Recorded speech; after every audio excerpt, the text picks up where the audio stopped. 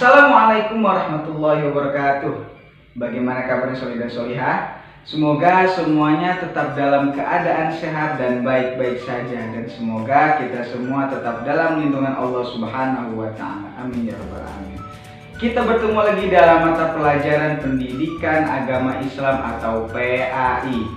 Dan insya Allah pada pertemuan kali ini kita akan melanjutkan materi kita yang ada pada KD 3.6 bab ke-12 mengenai kisah teladan Nabi Syu'aib alaihissalam. Marilah kita bersama-sama mengawali pembelajaran kita pada pertemuan kali ini dengan membaca basmalah dan doa sebelum belajar. Berdoa dimulai. Bismillahirrahmanirrahim.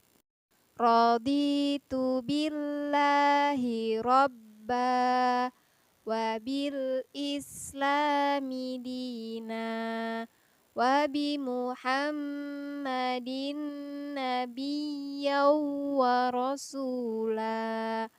Rabbi zidni ilma warzuqni fahma. Amin. Alhamdulillahirabbil alamin.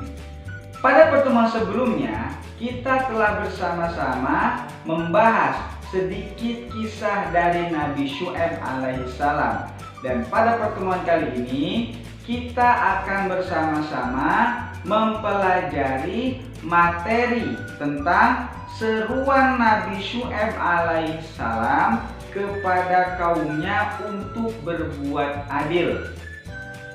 Tidak perlu panjang lebar, marilah kita bersama-sama mempelajari materi kita pada pertemuan kali ini. Awas ya nak, jangan sampai ada yang mainan, tungak tengok, apalagi joget. Karena joget merupakan perbuatan yang sia-sia. Selamat menyimak. Penduduk desa Madian tergolong orang-orang yang kaya raya, akan tetapi mereka suka mengurangi takaran atau timbangan dalam melakukan jual beli. Oleh karena itu, Nabi Syu'aib alaihissalam selalu memberi peringatan kepada mereka. Beliau takut dan kasihan jika nanti mereka disiksa oleh Allah Subhanahu wa Ta'ala. Nabi Syu'aib alaihissalam menyampaikan dakwah kepada kaumnya.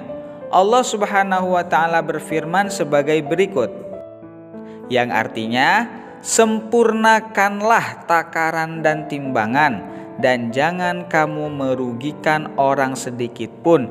Janganlah kamu berbuat kerusakan di bumi setelah diciptakan dengan baik. Quran Surat Al-A'raf ayat 85.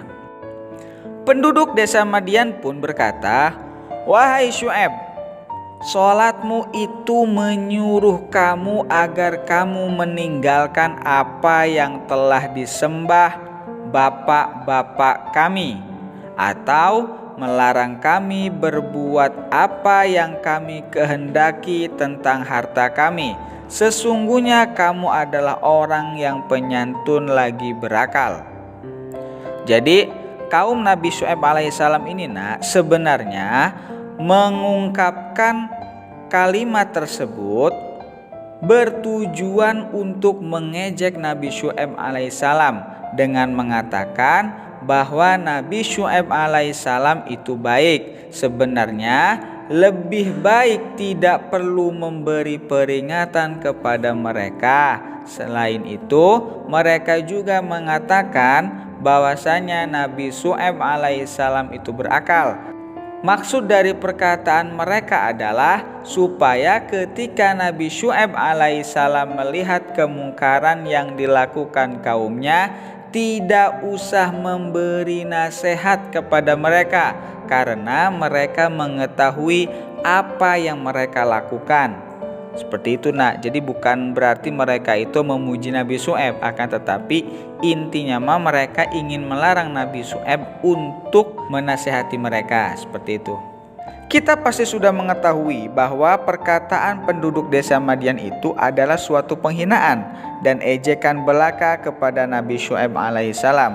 Akan tetapi Nabi Syuaib alaihissalam itu tidak putus asa untuk menyampaikan isi hatinya dengan penuh keteguhan, yang selanjutnya selalu memperingati kaumnya dan berkata, "Wahai kaumku, bagaimana perasaanmu? Aku diberi tanda bukti yang jelas dari Allah Subhanahu wa Ta'ala dan diberi rizki yang halal dan banyak.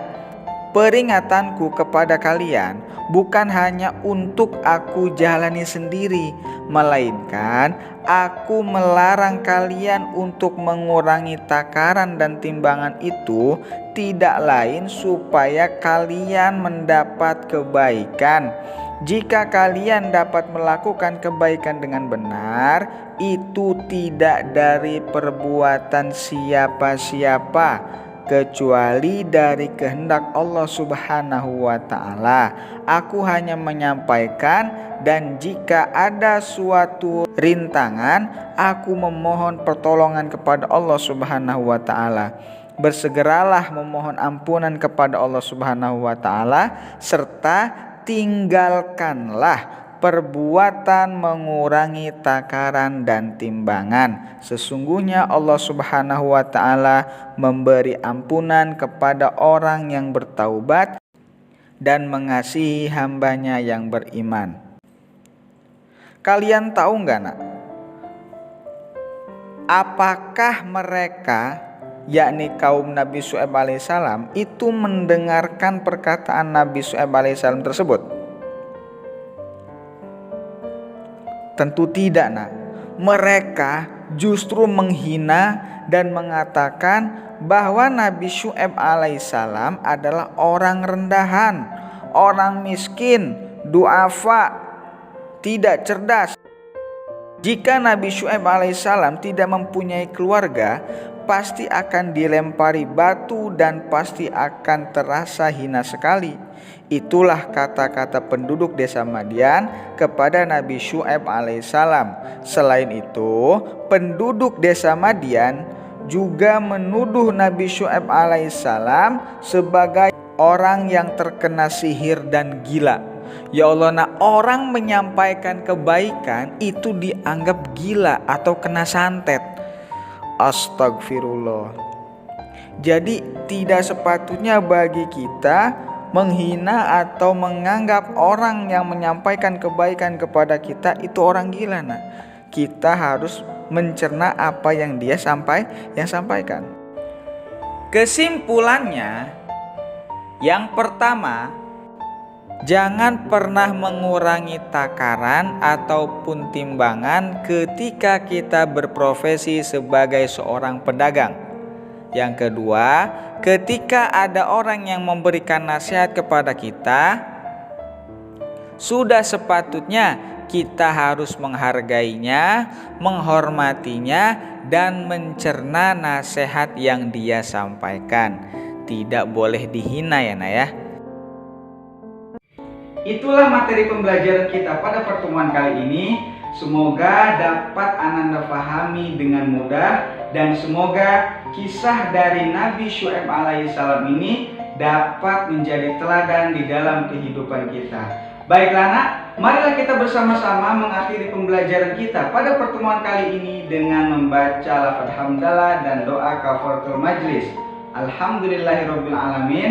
Subhanakallahumma wa bihamdika asyhadu an la ilaha illa anta astaghfiruka wa atubu ilaik. Pesan dari Bapak, jangan pernah meninggalkan sholat 5 waktu, jangan berhenti untuk murojaah, jangan membantah perintah kedua orang tua, dan jangan lupa untuk berdoa. Bapak akhiri, billahi taufiq wal hidayah. Wassalamualaikum warahmatullahi wabarakatuh.